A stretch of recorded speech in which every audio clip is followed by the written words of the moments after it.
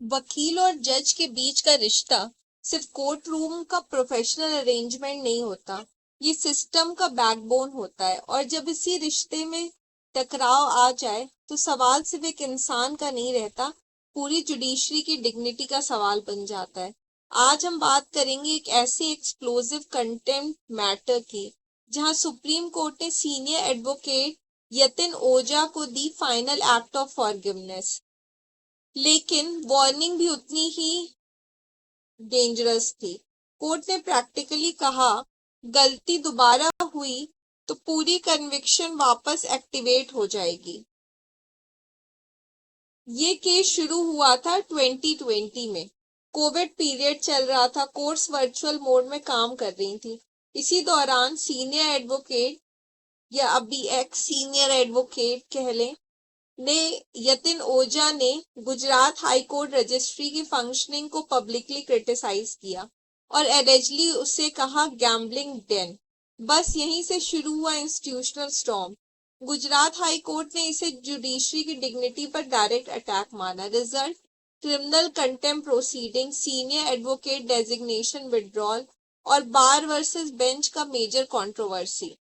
बाद में matter supreme court तक पहुंचा और वहां यतिन ओझा ने अनकंडीशनल अपॉलजी टेंडर की। उन्होंने रिग्रेट एक्सप्रेस किया for using what court called intemperate language. उनके सपोर्ट में इंडिया के कुछ बड़े सीनियर एडवोकेट्स आए, अभिषेक मनु सिंघवी, अरविंद दाता, दुष्यंत दावे। उनका आर्गुमेंट सिंपल था, कोविड पीरियड चल रहा था,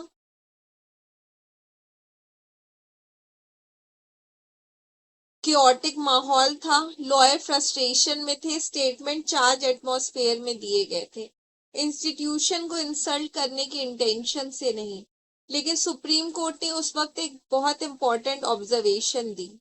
कोर्ट ने कहा, there are better ways of showing emotion, और एक और पावरफुल लाइन बोली, if the bar does not respect bench institution, how will youngster respected. यानी क्रिटिसिज्म अलाउड है लेकिन लैंग्वेज की कॉन्स्टिट्यूशनल लिमिट होती है। अब आते हैं 6 साल बाद, यानी 2026 के फाइनल जजमेंट पे। बेंच थी जस्टिस जेके माहेश्वरी और जस्ट अतुल के एस चंदारकर की। सुप्रीम कोर्ट ने गुजरात हाई कोर्ट के ओरिजिनल कंटेम्प्ट जजमेंट एग्जामिन किया, जो आप स्क्रीन पे देख सकते हैं, और कोर्ट ने क्लियर किया, हाई कोर्ट की रीजनिंग में कोई मेजर लीगल एरर नहीं, मतलब कन्विक्शन को इलीगल नहीं बोला गया। लेकिन फिर आया कॉन्स्टिट्यूशनल ट्विस्ट। सुप्रीम कोर्ट ने आर्टिकल 142 इन्वोक किया। आर्टिकल 142 यानी extra ordinary constitutional power, complete justice करने के लिए। और कोर्ट ने कहा कि कन्विक्शन और सेंटेंस को इनडेफिनेटली इन अबेयंस रखा नहीं जा सकता। सिंपल लैंग्वेज में इसका मतलब क्या हुआ? टेक्निकली कन्विक्शन सरवाइव करती है लेकिन उसके कॉन्सिक्वेंस सस्पेंड रहेंगे। No immediate disqualification, senior designation protection अभी कंटिन्यू रहेगा। Even section 16(4)(a) of advocate act के जो कॉन्सिक्वेंस हैं वो भी इमीडिएटली अप्लाई नहीं होंगे। और इसी को कोर्ट ने कहा फाइनल एक्ट ऑफ फॉरगिवनेस। लेकिन ये अनकंडीशनल क्लीन चिट नहीं है।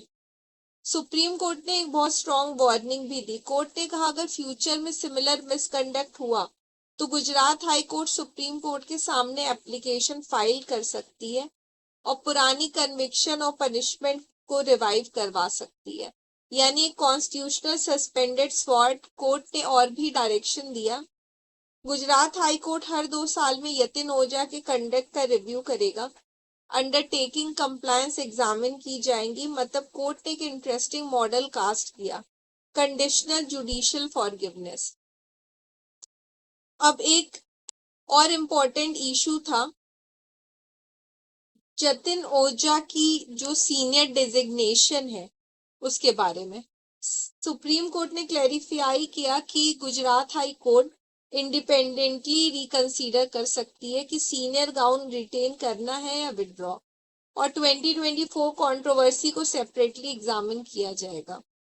Most importantly decision current conviction status से इन्फ्लुएंस नहीं होना चाहिए, लेकिन ऑनेस्टली इस जजमेंट का सबसे पावरफुल पार्ट पनिशमेंट नहीं था, ऑब्जर्वेशंस थे। सुप्रीम कोर्ट ने बार और बेंच के रिलेशनशिप को डिस्क्राइब किया, टू व्हील ऑफ जस्टिस कहा। कोर्ट ने कहा बार और बेंच आर इनएक्सट्रिकेबली लिंक्ड। अगर एक इंस्टीट्यूशन डैमेज होता है तो पूरा जस्टिस सिस्टम इम्पैक्ट होता है। कोर्ट ने एम्फसाइज किया mutual respect, institutional discipline, shared constitutional responsibility and balance between accountability and restraint. और फिर कोर्ट ने एक बहुत ही मैच्योर कॉन्स्टिट्यूशनल फिलॉसफी भी दी, करेक्शन ओवर डिस्ट्रक्शन। कोर्ट ने कहा अकाउंटेबिलिटी जरूरी है, लेकिन पनिशमेंट इंस्टीट्यूशनल डिस्ट्रक्शन नहीं बन जाना चाहिए।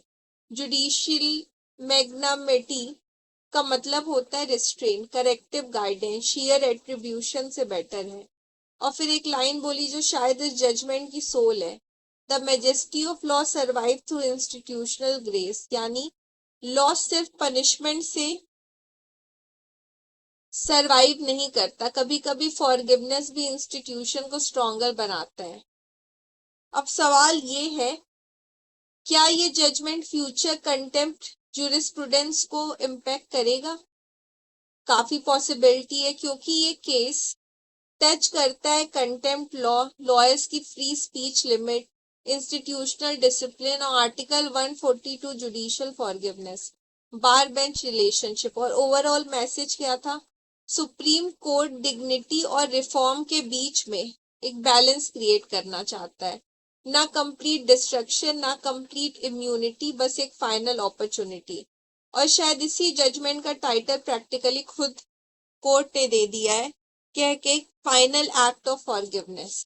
लेकिन साथ ही एक साइलेंट वार्निंग भी दी है, कोर्ट माफ कर सकता है लेकिन इंस्टीट्यूशन सब याद रखता है।